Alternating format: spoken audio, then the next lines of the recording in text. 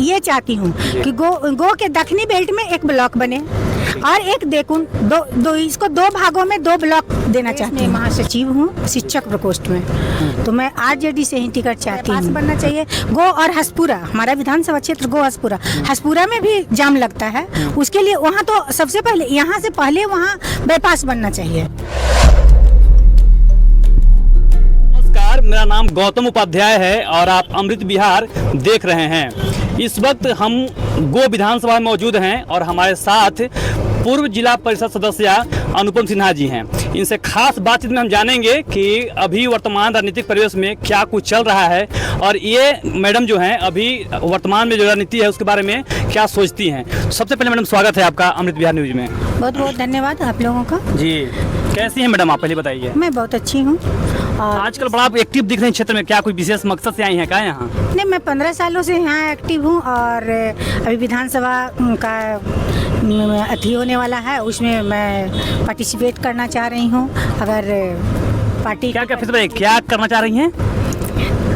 Participate Hindi बोलिए क्योंकि जो है हम लोग का क्षेत्र है वो मैं लड़ना चाह रही हूँ। अच्छा। विधायक से मैं लड़ना चाह रही हूँ और मैं आरजेडी में प्रदेश में महासचिव हूँ शिक्षक प्रकोष्ठ में, तो मैं आरजेडी से ही टिकट चाहती हूँ। अच्छा। तो इसी के ये मैं अपना क्षेत्र भ्रमण कर रही हूँ। अगर नेता शीर्ष नेता का जो विचार होगा उसके उपरांत देखा जाएगा। तो आप लोग को इस वक्त की सबसे ब्रेकिंग न्यूज बता रहा हूं कि अनुपम सिन्हा जी आरजेडी के टिकट से गो विधानसभा के लिए दावेदारी कर रही हैं। मैडम क्या लग रहा है, पार्टी आप पे वो भरोसा जताएगी? ये तो अब शीर्ष नेता के ऊपर निर्भर करता है ना कि वो क्या करना चाहते हैं। हमारा जो कर्तव्य है जनता के बीच में आना, जनता की सेवा करना, वो मैं कर रही हूँ। अभी तेजस्वी जी का कहना है कि जाइए क्षेत्र में भ्रमण कीजिए। अच्छा। बाकी हम देख लेंगे। तो हमारा काम है क्षेत्र में भ्रमण करना, लोगों की समस्याओं को देखना, उनकी समस्याओं को सुनना और उसका सुलभ निराकरण करना। मैडम, सवाल ये उठेगा कि अभी वर्तमान में गो विधानसभा से आरजेडी के ही विधायक हैं भीम सिंह जी, और आप भी कह रहे हैं कि हम भी आरजेडी से चुनाव लड़ेंगे। तो मैडम ये बताना है कि भीम सिंह जी के अलावे पार्टी आप पे भरोसा करेगी, ऐसा क्या आप में और उनमें अंतर है? नहीं, मैं भीम सिंह के ऊपर कोई कमेंट नहीं करना चाहूँगी। अच्छा। उनके बारे में मैं कुछ नहीं बोलना चाहूँगी। वो नेता का, शीर्ष नेता का काम है, वो मेरा काम नहीं। मेरा काम अपना कर्तव्य दिखाना है। अच्छा। मैं क्या कर रही हूँ, लोग मेरे बारे में क्या सोच रहे हैं, यहाँ की पब्लिक क्या चाह रही है, उस पर निर्भर करता है। मैं किन्हीं के ऊपर कोई कमेंट नहीं करूँगी। मैडम, सवाल ये भी उठेगा कि गो विधानसभा में मतलब अभी जो भी हैं 3 प्रत्याशी हैं, तीनों जेंट्स हैं, आप महिला होंगी, इससे महिला लोग कितना प्रभावित होंगी? मैं तो पिछले बार भी जब नेता के यहाँ गई थी तो मैं बोली थी कि महिला होने के नाते मेरा आरक्षण के तहत टिकट बनता है, उससे मैं दावेदारी कर रही हूँ। आज भी मैं यही कहूँगी कि मैं महिला होने के नाते अपने आरक्षण पे टिकट की दावेदारी कर रही हूँ, उसके तहत मुझे टिकट मिलना चाहिए गो विधानसभा क्षेत्र से। विगत 5 वर्षों में भीम जी के काम काज से आप कितना संतुष्ट हैं मैडम? मैं तो पहले ही बोल दी कि मैं किन्हीं के ऊपर कोई कमेंट नहीं करूँगी। ये कमेंट आम पब्लिक करेगी, उनके ऊपर मैं छोड़ती हूँ। मेरा इस पे कोई टिकट टिप्पणी नहीं होगा।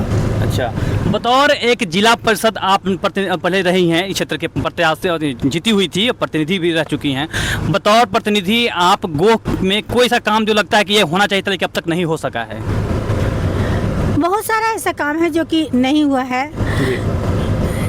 जैसे गोह में, सबसे पहले तो गोह में इतनी सारी मतलब गाड़ियां का जो अथी हो जाता है, तो उसका निराकरण होना चाहिए, या तो बाईपास बनना चाहिए। गो और हसपुरा, हमारा विधानसभा क्षेत्र गो हसपुरा में भी जाम लगता है, उसके लिए वहाँ तो सबसे पहले यहाँ से पहले वहाँ बाईपास बनना चाहिए। ये सबसे पहले होना चाहिए।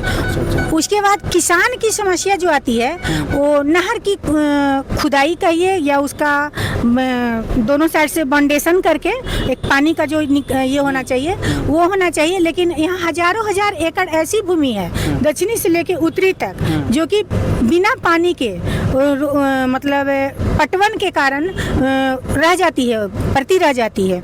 और अगर जहाँ अभी बिजली का जो आई है उसके कारण भी मोटर से लोग पटवन करके खेती कर लेते हैं। अभी अभी जैसे मैं आ रही थी, पटना से आई हूँ, पटना से आते हुए मैं भिमलीचक होते हुए आई हूँ। भिमलीचक में सारे मतलब किसान लोग से मिली, वहाँ पे पानी की समस्या, नहर ऐसी सूखी पड़ी है।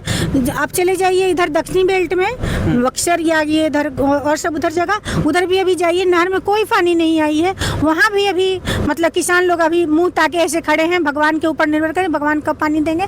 ऐसे बिजली आती है तो बिजली से बहुत सारे बोरिंग चालू करके लोग पटवन करके, बहुत सारे किसान हैं जो कि रोपा कर रहे हैं। मैडम, यदि कल आपको टिकट मिलता है, आप विधायक का चुनाव लड़ती हैं और जीत जाती हैं, गोह के लिए सब 5 काम बताइए जो आप क्या कर दीजिएगा?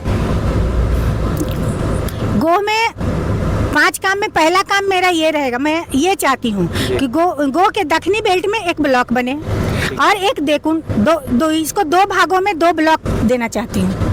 पहला काम। पटवन का जो दिक्कत है, मैं चाहूँगी बनने के बाद कि नहर का वो खुदाई वाला काम सबसे पहले हो, जिससे कि किसान अगर मतलब किसान को खुशहाल होंगे तभी हमारी जो क्षेत्र है वो खुशहाल होगा। आम पब्लिक और जो हमारे शहरों में रहने वाले जो व्यक्ति हैं, किसान अगर उपजाएगा नहीं तो शहर में हम बैठ के खा नहीं सकते हैं, क्योंकि हमारी अन्नदाता कहिए, माता कहिए, जो भी हमारे किसान ही होते हैं, या भगवान कहिए, भगवान के बाद भगवान किसान ही होता है। तो ये दूसरा काम मेरा होगा। तीसरा है कि यहाँ एक अच्छा सा कॉलेज होना चाहिए। वाह, क्या बात है। जिससे हमारे गोह क्षेत्र के जो बच्चे हैं जिनको बाहर जाना पड़ता है वो ना जाएं, यही मतलब उनकी व्यवस्था यहाँ अच्छी तरह से हो जाए। और एक पॉलिटेक्निक इंजीनियरिंग कॉलेज भी होना चाहिए, जो कि मैं 2010 में ही आई थी, तो मैं बोली थी मैं अपने हस्बैंड से कि ये दक्षिणी बेल्ट में इधर जो हम जाते हैं, ये कौन रोड बोलता है, रफ़ी वनगली रोड में, उधर बहुत सारा ज़मीन देखे थे। उस समय भी पूरा परती था। हम बोले कि ये सब ज़मीन क्या सरकारी है? तो बोले कि नहीं, ये आम पब्लिक का ही ज़मीन है। लेकिन ये तो हम बोले कि यहाँ तो एक अच्छा सा कॉलेज भी चल सकता है, या यहाँ कोई रोजगार का भी सुविधा इधर हो सकता है। और दूसरा में एक छोटा मोटा कोई भी रोजगार ऐसा हो जो कि जो छोटे जो कुछ लोग जो बाहर जाते हैं उनकी भी व्यवस्था हो जाए, यही हमारा योजना है। तो अभी तक जो भी गोह के प्रतिनिधि बने हैं, विधायक बने हैं, आप लोग को इन मैडम से सीखना चाहिए। मैडम अभी तक सिर्फ क्षेत्र में घूम ही रही हैं, लेकिन को पता है कि गोह का मूल समस्या क्या है।